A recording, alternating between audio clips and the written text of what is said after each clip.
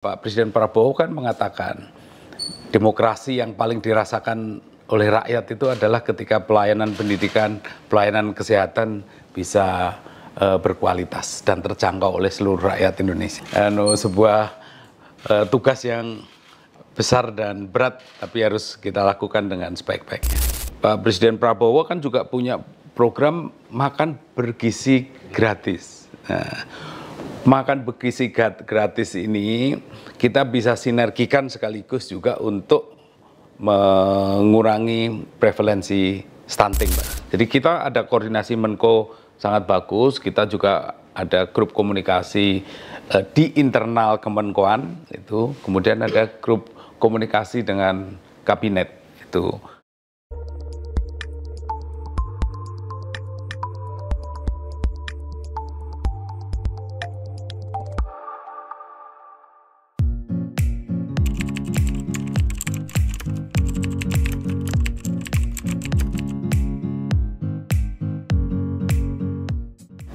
Ya, Pak Presiden secara spesifik memang menekankan bahwa pembangunan SDM itu menjadi target utama beliau. Jadi untuk menuju Indonesia maju itu, membangun manusia Indonesia yang sehat, yang cerdas, dan berbudi pekerti luhur. Ini kata kunci penting juga. Makanya ini dari beberapa program hasil terbaik cepat yang dicanangkan oleh Pak Presiden Prabowo, itu tanggung jawab Kemenko PMK ini cukup besar. Jadi ada pemeriksaan kesehatan gratis, itu kan hasil terbaik cepat yang penting. Kemudian ada juga penanggulangan kasus TBC, membangun rumah sakit yang merata, ya, seluruh Indonesia di semua kabupaten punya rumah sakit yang lengkap dan berkualitas, renovasi sekolah, serta juga membangun sekolah unggulan, memperbanyak sekolah unggulan, termasuk juga untuk menggunakan teknologi digital untuk meningkatkan kualitas pembelajaran. Jadi ini program-program hasil terbaik cepat, quick win-nya beliau yang harus terselesai dalam waktu secepat-cepatnya itu banyak yang berada di dalam koordinasi Kemenko PMK ini, Pak Gege ini. Jadi oleh karena itu kami diminta untuk benar-benar fokus mensinergikan semua pihak yang terkait, dan juga beliau berkali-kali di sidang kabinet juga mengatakan efektivitas anggaran. Bahkan beliau di sidang kabinet pertama, Pak Presiden Prabowo kan mengatakan demokrasi yang paling dirasakan oleh rakyat itu adalah ketika pelayanan pendidikan, pelayanan kesehatan bisa berkualitas dan terjangkau oleh seluruh rakyat Indonesia. Sebuah tugas yang besar dan berat, tapi harus kita lakukan dengan sebaik-baiknya.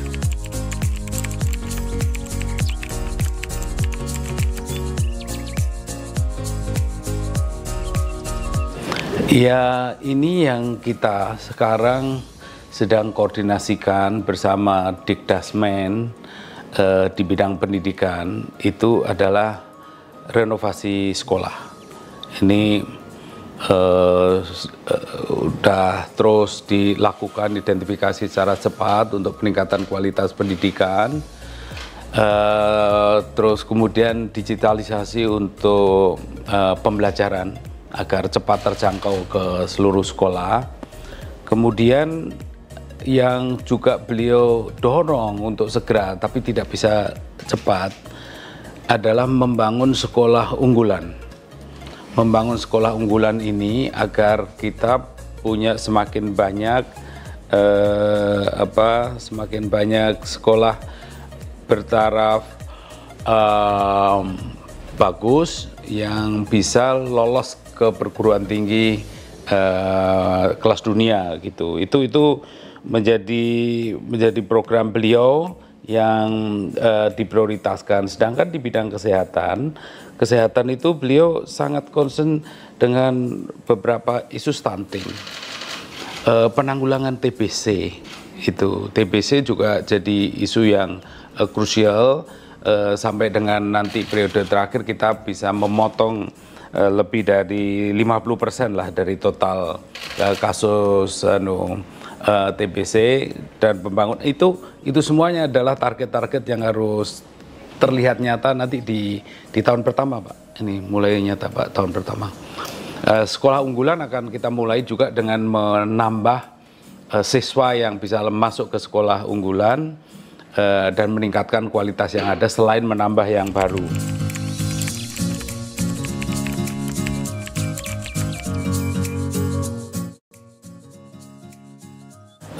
Ini yang sedang dirancang bersama-sama oleh Kemendikdasmen dan Kemendikti mengenai skema sekolahnya akan seperti apa, tetapi yang jelas outputnya, jadi menghadapi disrupsi di ilmu pengetahuan teknologi yang begitu cepat, ya, kita juga butuh para talenta unggul yang kelas internasional, Pak.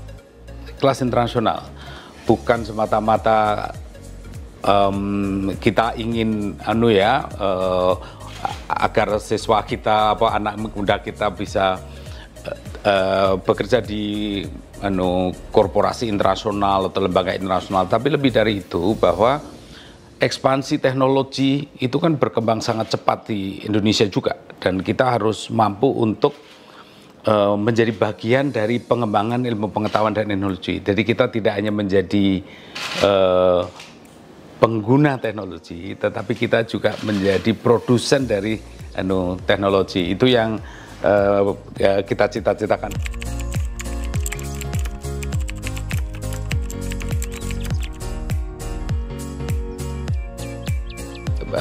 Pertama, peningkatan kualitas pendidikan di semua sekolah itu tetap menjadi prioritas. Seperti tadi saya bilang, infrastrukturnya ada renovasi sekolah dilakukan, peningkatan kualitas guru, kemudian menggunakan teknologi digital untuk kualitas pembelajaran, sehingga yang berkualitas itu bukan hanya sekolah unggulan, tapi sebetulnya semua sekolah itu berkualitas. Itu pertama. Namun kita tetap butuh talenta, memberikan ruang, talenta-talenta sangat istimewa anak-anak Indonesia untuk punya ruang di sekolah yang punya levelnya itu sudah level itulah mampu untuk menembus di perguruan tinggi global dunia. Nah, itu akan dibangun di beberapa provinsi, Pak. Provinsi. Tetapi tidak berarti tidak bisa dinikmati oleh semua anak Indonesia. Tetap saja, walaupun sekolahnya ada di beberapa provinsi saja, peserta didiknya kan direkrut dari berbagai sekolah di Indonesia. Jadi prinsipnya tetap akses pendidikan yang merata, peningkatan kualitas pendidikan.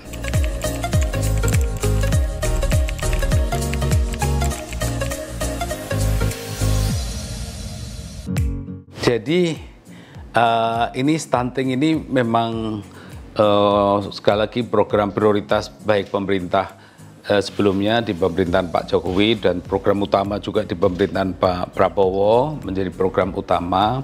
Kita harus menurunkan stunting semaksimal mungkin. Sampai sekarang ini kami tahun 2024 belum memperoleh data mengenai prevalensi stunting saat ini, Pak. Karena survei status gizi Indonesia masih berlangsung. Survei status gizi Indonesia masih berlangsung, dipimpin oleh Kementerian Kesehatan, melibatkan berbagai pihak. Nah, itulah yang nanti kita akan tahu berapa sebetulnya yang kita capai prevalensi stunting tahun 2024. Tetapi Kementerian Bappenas sudah menyampaikan bahwa baseline untuk 2000 di RPJMN 2025-2029, baseline tahun 2025 itu adalah 18,8%, Pak. Jadi memang upaya stunting ini harus komprehensif, harus sinergis, Pak Gigi, karena penyebab stunting itu bukan semata-mata isu kesehatan seperti asupan gizi bagi ibu hamil atau bagi ibu yang sedang mengandung, bagi anak-anak di usia 2 tahun sampai dengan anak-anak usia 5 tahun gitu. Jadi bukan semata-mata layanan kesehatan, bukan pula cukup dengan layanan kesehatan agar penyakit itu bisa diobati secara dini, tetapi juga ada isu non-kesehatan, intervensi non-kesehatan. Intervensi non-kesehatan itu termasuk sanitasi, Pak. Jadi sanitasi dan lingkungan perumahan yang baik itu juga jadi faktor penting untuk penurunan stunting. Kemudian pernikahan usia dini itu harus dicegah. Jadi pernikahan usia dini itu juga harus dicegah. Yang ketiga juga kemiskinan, karena nanti implikasinya akses terhadap kualitas makanan. Jadi stunting ini melibatkan ya kita lead di sini di Menko PMK, tetapi sebetulnya nanti keterlibatan semua kementerian lain menjadi sangat penting. Jadi Kementerian PU untuk sanitasi, Kementerian Agama, kementerian yang non kependudukan ya itu juga pendidikan bagi masyarakat luas dan seterusnya itu menjadi sesuatu sangat penting. Jadi kita harapkan kita akan kerja keras, Pak Kiki, kita akan kerja maksimal menurunkan stunting semaksimal mungkin, bukan hanya sinergi horizontal antar KL, tapi sinergi vertikal antara pusat sampai dengan desa. Dan itu kita tentu saja butuh instrumen-instrumen digital yang untuk mempermudah pekerjaan ini. Nah, karena ini kaitannya dengan kemiskinan, selain pemerintah, bantuan swasta juga sangat penting. Dalam jangka pendek, bantuan sosial itu menjadi sesuatu yang diperlukan untuk juga menurunkan stunting, Pak.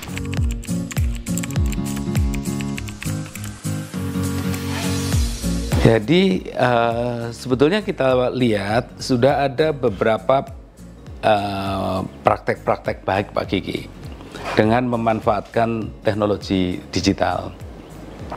Jadi kalau kita bisa melakukan pendataan by name, by address secara akurat, bukan saja mengenai ibu hamil, ibu menyusui, terus anak di bawah 2 tahun, anak di bawah 5 tahun, tetapi juga kondisi dari lingkungan perumahan, kondisi dari ekonomi keluarga.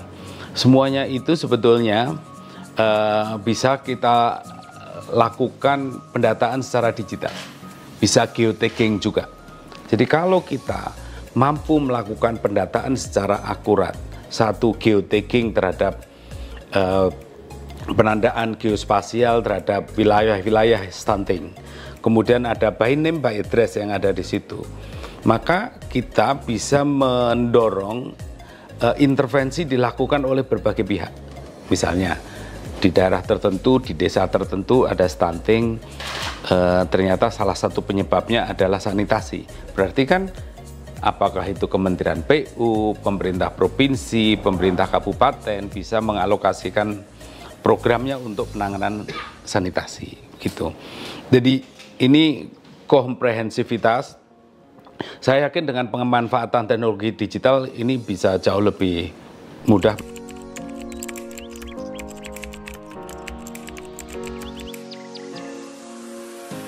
Saya sudah melakukan MOU dengan Badan Informasi Geospasial BIG, itu sudah itu. Terus kemudian nanti konsolidasi dengan data di Kementerian Kesehatan, konsolidasi data dengan di Kementerian Kependudukan dan Pembangunan Keluarga. Jadi itu nanti kan bisa juga dikonsolidasikan dengan misalnya data yang ada di pangan, ya, Badan Pangan, Badan Gizi juga, Kementerian Pertanian. Ini nanti kita sama-sama keroyok, karena sekarang ini Pak Presiden Prabowo kan juga punya program makan bergizi gratis. Makan bergizi gratis ini kita bisa sinergikan sekaligus juga untuk mengurangi prevalensi stunting, Pak Kiki. Jadi makan bergizi gratis sementara ini sudah dimulai dengan beberapa koordinasi dengan stakeholders untuk melakukan simulasi di sekolah. Tapi kan nantinya juga akan ini kalau sampai kepada posyandu, ibu hamil dan menyusui dan seterusnya, kan ini akan punya kontribusi juga untuk penanganan penurunan prevalensi stunting.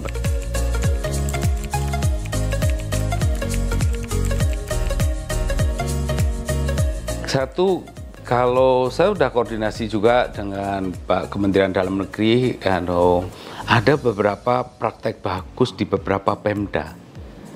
Ya, beberapa Pemda yang mereka sudah punya data by name, by address, by location mengenai keluarga yang punya ibu hamil, menyusui, terus kemudian anak di bawah 2 tahun, di bawah 5 tahun. Dan bahkan di situ, di data itu, di dashboard di Pemda itu juga ada kondisi rumahnya, ya, sudah ada fotonya, begitu diupload itu. Nah, itu sudah praktek ini sudah mulai, ya, sudah mulai ada di beberapa di beberapa kabupaten. Jadi yang kita butuhkan sekarang adalah konsolidasi data, mengintegrasikan. Dan tentu saja dengan pemanfaat teknologi artificial intelligence, sehingga kemudian bisa melakukan analitik dan seterusnya. Jadi kami berharap ini komunikasi kami dengan BIG sudah, kemudian dengan BKKBN, Kementerian Kependudukan Pembangunan Keluarga juga sudah, Kementerian Kesehatan. Nanti kita konsolidasi. Mungkin juga dengan statistik itu. Jadi tentu saja kalau nantinya kita butuh payung hukum yang lebih kuat, ya saya akan lapor ke Pak Presiden untuk membutuhkan payung hukum yang kuat. Tapi yang jelas itu sangat mungkin untuk kita lakukan, dan kita punya ekspertis yang memadai lah di bidang semacam ini.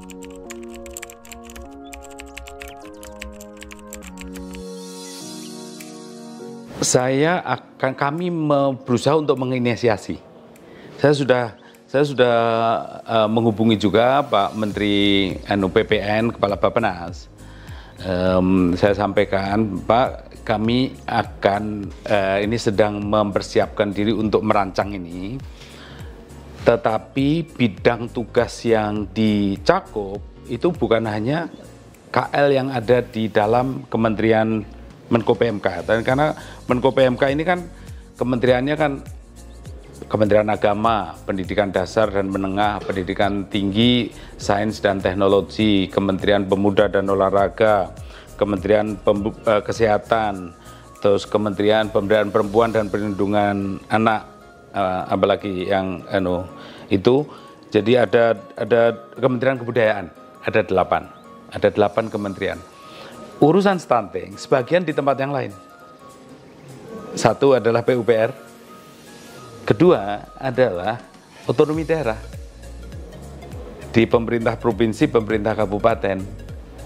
Jadi poin saya adalah nantinya di sini atau di tempat lain itu bisa saja nggak ada masalah. Tapi yang jelas stakeholders yang dikoordinasikan bukan hanya KL-KL yang ada dalam lingkup koordinasi di Kemenkoan, karena ada di tempat lain. Misalnya PU kan ada di Kemenko Infrastruktur, gitu. Ya, tapi kita akan satu pemerintah, jadi saya yakin itu bisa kita sinergikan.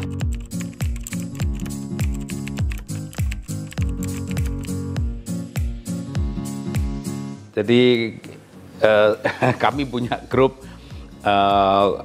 Kami punya grup komunikasi antar Menko, ada. Jadi beberapa, misalnya kita sekarang persiapan mengenai libur Natal dan Tahun Baru misalnya. Persiapan libur Natal dan Tahun Baru kan banyak kegiatan peribadatannya itu di Kementerian Agama, di Kemenkoan kita. Tapi transportasi perhubungan di tempat yang lain. Isu jaminan ketersediaan dan keterjangkauan harga bahan pokok di tempat yang lain lagi gitu. Jadi kita ada koordinasi Menko sangat bagus, kita juga ada grup komunikasi di internal Kemenkoan itu, kemudian ada grup komunikasi dengan kabinet itu, udah rame lah komunikasi intensif.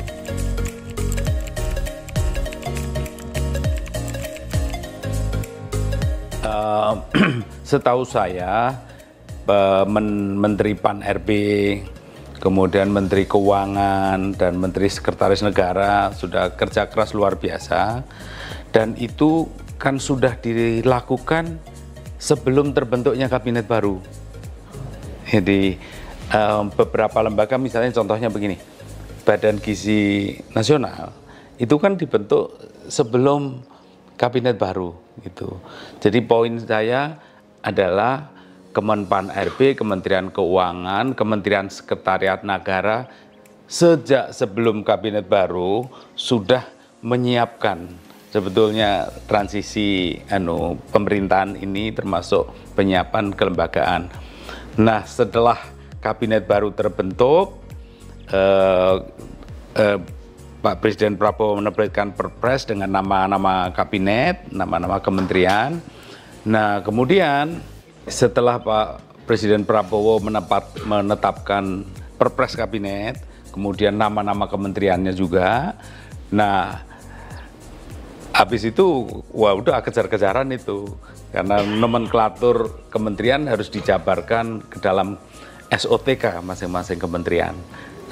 Eselon 1-nya apa, kemudian dan seterusnya, eselon 2-nya apa. Ini yang sekarang sudah proses sebagian besar sudah selesai.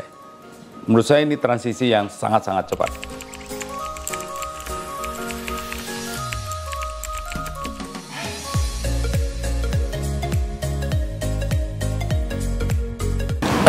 Itu yang sekarang ini sedang digodok terus oleh Prof. Satrio dan Prof. Stella di Kementerian Pendidikan Tinggi, Sains, dan Teknologi. Jadi memang Pak Presiden Prabowo menekankan untuk pendidikan dasar sekalipun itu harus penguatan di bidang STEM itu. Makanya digitalisasi itu salah satunya, digitalisasi proses pembelajaran itu salah satunya adalah pendidikan STEM. Jadi sekarang ini dengan teknologi digital kita bisa membuat simulasi lebih mudah mengenai matematika, simulasi lebih mudah mengenai kimia, mengenai fisika, dan seterusnya melalui simulasi digital.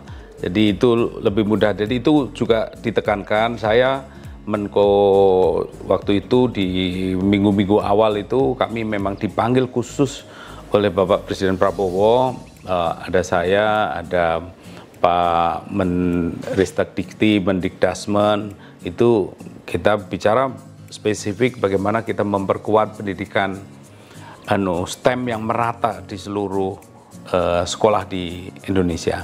Jadi nanti progres berikutnya, Pak, kami akan laporkan, kami akan tentu saja akan sampaikan kepada publik ya mengenai ini.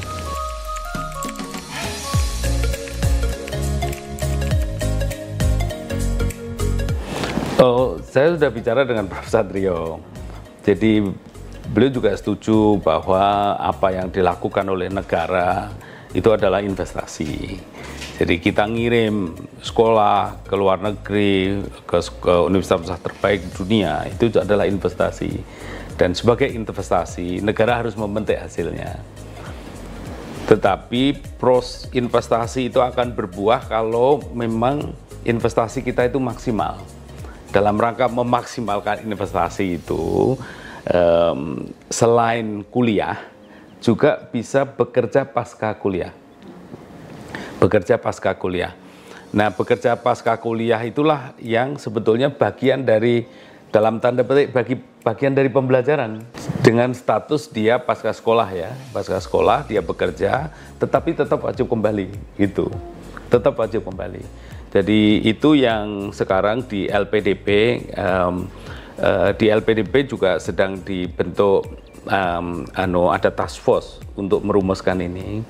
Nanti kami setelah mendapatkan laporan dari LPDP, kami akan duduk bersama nanti dengan Mendikti Sains Tek dan juga dengan Kementerian Keuangan dan tentu saja Bappenas untuk membahas mengenai ini. Tapi prinsipnya adalah bahwa yang sudah dibelanjakan oleh negara itu adalah investasi, dan investasi itu bisa bermanfaat mungkin kalau ditambah lagi dia pengalaman bekerja, tapi akhirnya tetap harus memberikan kontribusi ke tanah air. Selain pembelajaran melalui komunitas akademik, juga pembelajaran melalui komunitas industri gitulah, ya, intinya. Sehingga dia memperoleh pengalaman yang lebih lengkap dan memberikan kontribusi lebih besar untuk negara, gitu kan. Pengalaman yang lebih bagus, pengalaman kerja, mungkin inovasi, jaringan, bukan hanya jaringan teknologi atau jaringan ilmu pengetahuan, bisa saja juga jaringan investasi, gitu. Itu harapannya kontribusinya akan lebih besar. Itu sudah kita diskusikan mengenai itu.